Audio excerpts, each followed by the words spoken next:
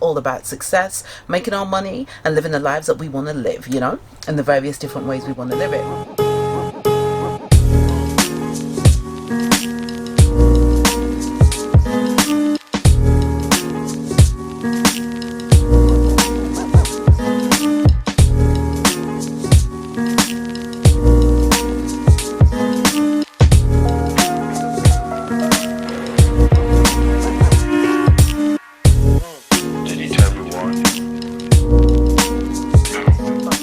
In this week's Money Matters, I want to talk to you about bounce back loans. It's that time of 2021 where when people were running around taking the government's money last year, and I got to be for real, it was a bit of a no-brainer to do it because most of our businesses were impacted in some way, shape or form. I mean, I remember I had a deal on the table that was about to be signed as the pandemic kicked in. And it was worth a fair few £1,000s too. That deal came straight off the table, okay?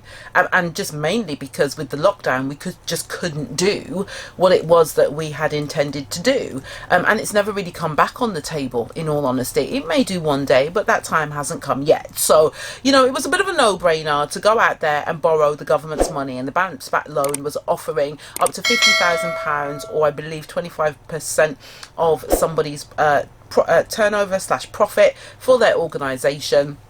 I mean, to be fair, we can't get it now, so I'll be honest with you, I don't remember all the terms and conditions, but what I remember is this, okay?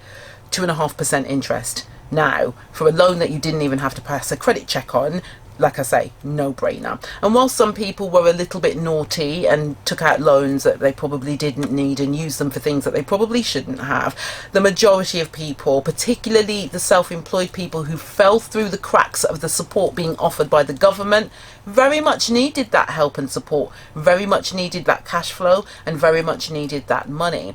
But you see, the idea of the bounce back loan was to help us bounce back, okay?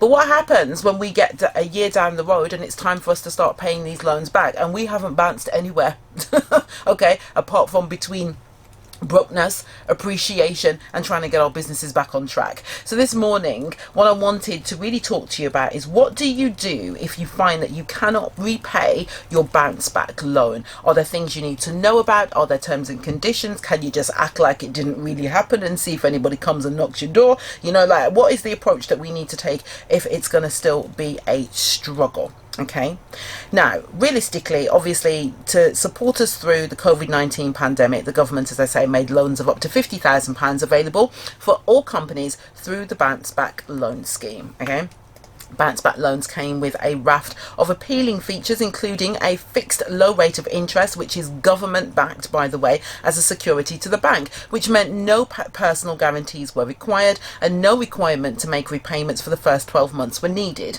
However, it's about that time to start repaying back the government's money. I call it the government's money. I know it was the bank's money, but the government's backed it really. So as far as I'm concerned, it's the government's money, innit? So the question is this: if you are unable to repay your bounce back loan, can you actually write it off?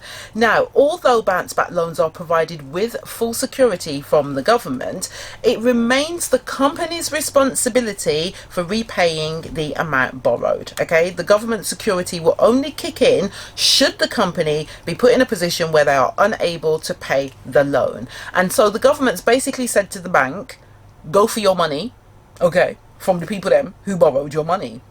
If those people cannot pay your money back, really cannot pay your money back, and I mean really cannot pay your money back, okay, then you can come and talk to us.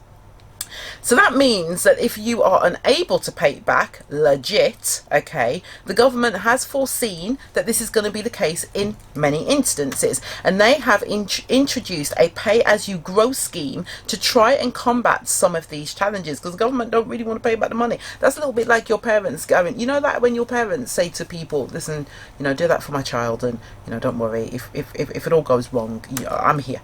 I'm here for it, but I don't really want to be here for it, because they're like, Pitney, you best do what you need to do, because I ain't trying to pay this bill.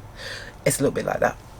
So the pay-as-you-go scheme was introduced as part of the Winter Economy Plan and is designed to help companies who have started to repay their bounce back loans but are having difficulties in meeting the monthly repayments. So there are three main lifelines offered to companies through the PAYG scheme. Bounce back loans can be extended from 6 years up to 10, with the interest rate still remaining fixed at 2.5%. That lengthens the term of the loan, but it will make your monthly repayments lower. But of course it does mean that overall you're paying more interest. You can also get a 6-month payment holiday, which can be taken, meaning that no repayments will be due during this time. This option can be taken once over the term of the loan. So if you go for a little bit of stocky, you'll get 6 months grace, but you can only do that once. You can't be acting like that's a regular thing. And borrowers can opt to pay just the interest on their loan for a period of 6 months. So this is lowering the monthly repayment amount for those months, but this option again can only be taken 3 times over the course of the loan. Now, while these options will provide additional time and breathing space during months of financial difficulty, the bounce back loan will continue to run and the company will still be responsible for repaying the amount borrowed. Okay, and here's the thing that you need to know. But individuals, we all have an awareness that we have a credit score.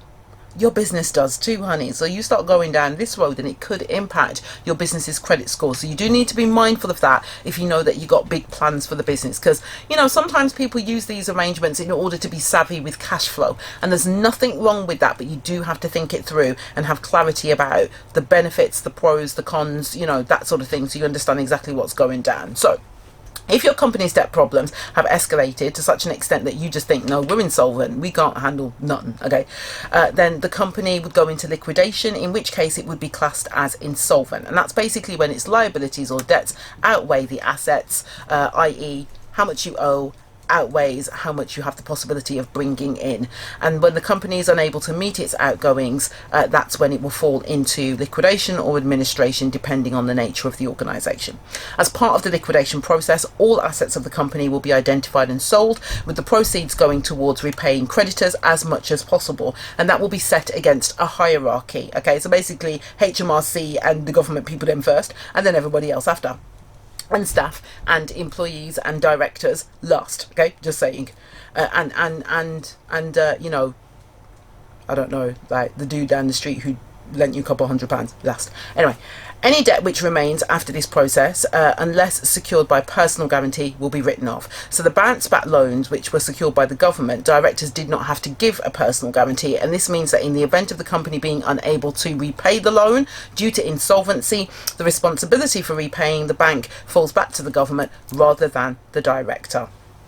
What I would say is this: if you are going to struggle to pay your loan back, speak to your bank as your first port of call. See if any of these options are going to work for you. If you believe and you recognise that your company is completely insolvent and is going through a liquidation or insolvency process, then no, you will not be personally liable for the loan, but trust and believe that they will look into this to ensure that what you are saying is legit. So if you know that you're out here playing games, do you know what I mean, just trying to run game on the government, then I would suggest you do not do that, because there may well be other consequences, including things like banning you from actually being able to run a business, for example. So please do stay away from that sort of thing, but do recognise that there are options out there. Speak to your bank first, speak to a debt advisor second if you really can't do anything about it, and if the company isn't working, then accept that that may be the case, and handle it as you need to and as you see fit. But do be mindful that there are choices.